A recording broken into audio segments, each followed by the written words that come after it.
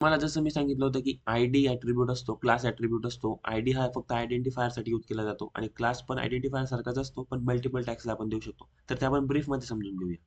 तर HTML offers multiple ways to select and styles the elements. बरोबर. HTML elements असतात, तर मल्टिपल वेज असतात त्यांना स्टाईल करायच्या. Two of the most commonly use selectors are IDs and classes. तर इंटरव्ह्यूमध्ये जर तुम्हाला विचारलं, की आयडी अँड क्लासेस ॲट्रिब्यूट्स तर आहेच, पण त्यांना अजून कुठल्या नावाने ओळखतात? तर ते म्हणजे सिलेक्टर्स. जर तुम्हाला विचारलं की ID and classes are what what can we call to ID and selectors, then these are the selectors. Okay. म्हणजे explain the selectors in HTML असं जर म्हटलं तर तुम्ही ID and class are the major selectors in HTML असं म्हणू शकता. I hope कळलं असेल. तर what is an ID? An ID is an attribute. बरोबर. आयडी हा सिलेक्टर आहे, पण तो एक ॲट्रिब्यूट पण आहे. तर मग an ID is an attribute, a unique identifier assigned to only one HTML element within a page. बरोबर. It is often used to unique styling and JavaScript manipulation. बरोबर. तर मग एक div टॅग आहे. आता हा div टॅग काय आला, नवीनच आला आता ह्यामध्ये. आता div काय असतं सर्व एक्सप्लेन करेल पुढे, फक्त फोकस करा सध्या. गृहीत धरा की एक div टॅग असतो. बरोबर.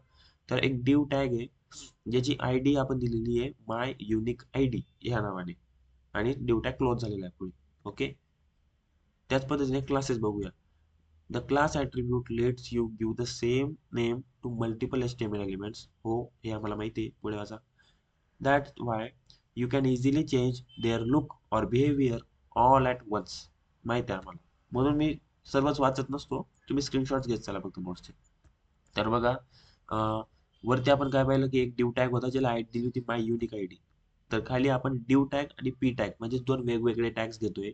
त्या दोन वेगवेगळ्या टॅग्सला आपण सेम क्लास देतोय. माय क्लास सेम क्लास दिलेला आहे आपण. ओके. आता आपण याचा डिफरन्स पाहून घेऊया. जर आपण कोडमध्ये लिहिलं ना की HTML आयडी काय असतं आणि क्लास काय असतं, आपण हे ॲट्रिब्यूट देऊन बघितले तर आपण त्याचा नक्कीच डिफरन्स बघू शकतो. तर आपल्याला त्याचा डिफरन्स बघण्यासाठी आधी आपल्याला स्टायलिंग काय असते ते बघून घ्यावं लागेल, नाही का? तर स्टाईल टॅग असतो एक, जो आपण यूज केला जातो HTML मध्ये आपल्याला HTML एलिमेंट्सला स्टायलिंग प्रोव्हाइड करण्यासाठी. तर आपण स्टायलिंग HTMLच्या पेजमध्येच देऊ शकतो. म्हणजे HTMLची जी आपण फाईल बनवली index.html, विदिन दॅट फाईल आपण स्टायलिंग देऊ शकतो, किंवा CSS प्रोव्हाइड करण्यासाठी आपण अनदर फाईल बनवू शकतो कुठल्याही नावाने, पण त्याचं एक्सटेन्शन असतं .css. ते आपण पुढे बघणारच आहोत. तर समजा तुम्ही HTML एलिमेंटमध्ये जर स्टायलिंग द्यायचं म्हटलं तर तुम्हाला स्टाईल टॅगचा यूज केला जातो. सिम्पली टॅग आहे त्याच्यामध्ये स्टाईल लिहिलेला आहे बघा त्याच्यामध्ये स्टाईल टॅग, आणि क्लोजिंग विथ सेम फक्त बॅकस्लॅश फक्त स्लॅशचा यूज केलेला आहे. तर त्या आतमध्ये तुम्ही जे काही लिहाल तर ती तुमची असणार आहे स्टायलिंग. बरोबर. तर या पद्धतीने आपण स्टायलिंग प्रोव्हाइड करत असतो. दिस इज नथिंग बट HTML ची बॉयलर प्लेट कोड, जे तुम्हाला समजायची गरज नको पडायला. आणि मी तुम्हाला बोललो होतो की हेड सेक्शनच्या मध्ये आणि बॉडी सेक्शनच्या मध्ये काय असतं.